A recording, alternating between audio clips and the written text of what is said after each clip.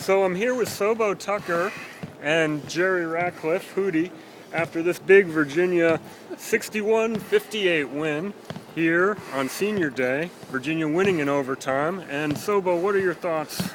I'm drained. You're drained? Yes. How do you think Virginia feels after playing an overtime game I'm and having to expend all of their energy? Totally drained. Sobo, can you stand in one spot for the video shoot here? No. Come along, Whitelaw. Let's go. All right, so as we walk off the John Paul Jones Arena court. I got to get back to Hootie's house and write people stories tonight. Tonight? Wow. Tonight. You're a workaholic. Now let's get back to the game. I'm not going to do this, Whitelaw. Did this result surprise you, the way Virginia was able to come back? Hootie, come save me from this. In the second half like that. Hey, Whitelaw. It just seems like... Put that toy away. No, Sobo, when we talk about Virginia in the ACC tournament here, no comment. What are your general expectations? I haven't thought about it. You haven't thought about it? Nope. Slide, boy. I got to write. Slide? I got to write. All right. Well, thanks for joining me here on Whitey 365, Sobo. Pleasure as always. You can follow Sobo on Twitter at Sobo Tucker. Anything else you'd like to? I thought y'all shut that thing down. Anything else you'd like to add to the viewing audience here? Whitelaw, I'm gonna have to kill you. Who's gonna win the ACC tournament? I don't know. Can you at least tell us, my viewers, that? I have no idea. Hootie, come save me. All right. Well, you heard it here first from Sobo Tucker. He has no opinion whatsoever on ACC basketball, despite the fact he covers more games than anybody I know. That's right. No opinion officially. You have to read the paper, dog. Well, and plug the newspaper here. What's the website? Where can people go? It's not on the website. So you got to actually pick up a physical. You got to actually pick up a copy of the paper. You got to go to Halifax to get one. Go to Halifax and get one. That's right. We're going to fix that website business. I just haven't had time to do it yet. All right. Well, thanks for joining me. I'm going to get back to Hootie now.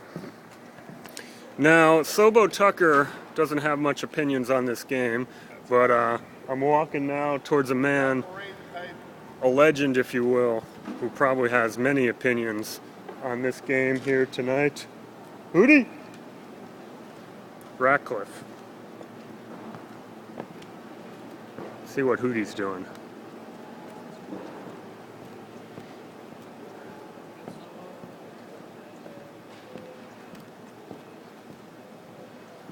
Well, yep, I got Sobo. We heard from Sobo. I'll sit down and join you here. All right. Hootie having some issues with the John Paul Jones Arena seats. Now, we heard from Sobo. He didn't really bring much to the table, so you've got a lot of ground to make up here with your post-game analysis. What was your take on this huge Virginia 61-58 win? You know, in press row, we're talking about the NIT for probably the first hour or two of the game there. We thought it was not going to be in the cards this year for this team, and then suddenly Virginia just flips a switch and pulls out an amazing win.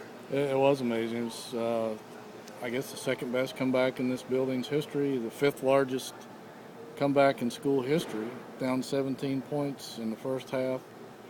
An amazing comeback, really. I thought they were dead in the water, but Tony challenged them at halftime and told them they were going to have to play inside-out basketball and get tough, or it was kiss goodbye, and that's what they did. Justin Anderson said he talked to the guys a lot at the halftime, saying, nobody has come in here and out-toughed us all season, and we're not going to let these guys do it. And I'll be darned, they were just getting killed inside the whole first half and ended up dominating the paint in the second half, outscoring Maryland 30-26 in the paint, and after trailing 24-12 on rebounds at the half, it was just 44-40 at the end of the game. So they really dominated that part of the game in the second half. And what can you say about the freshmen here in this game, Mike Tobey and Justin Anderson? I mean, that play right at the end of regulation there where Tobey ties it up kind of says it all for the future of Virginia basketball, in my opinion.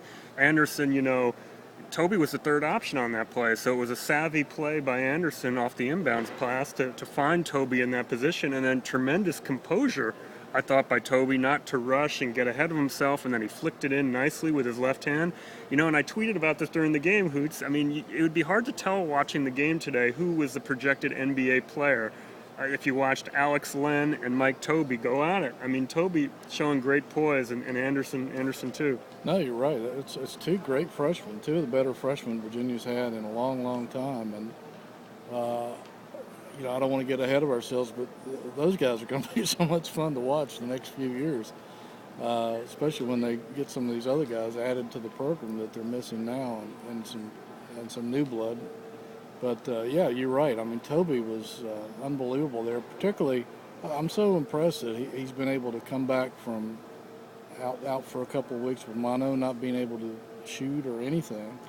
And, he comes back and gradually works his way back into making a difference. And you're right. I mean, he was a huge part of that second half comeback in terms of being physical and getting on the boards and everything. He had 13 points, can't remember how many rebounds, and a huge block of Lynn there at the end. But, the fact that he had kept his composure and scored that basket that sent it into overtime, that was not an easy play. He realized that Lynn had kind of gone for the ball and he was behind him, so he just used his length and scored. But huge play for a freshman. Well, we're running out of video space here thanks to all of Sobo Tucker's antics and not really wanting to take part, but that was much better analysis than we got for Sobo. Thanks for joining us here, Hootie, and we'll catch up with everybody at the ACC tournament in Greensboro. See you in Greensboro.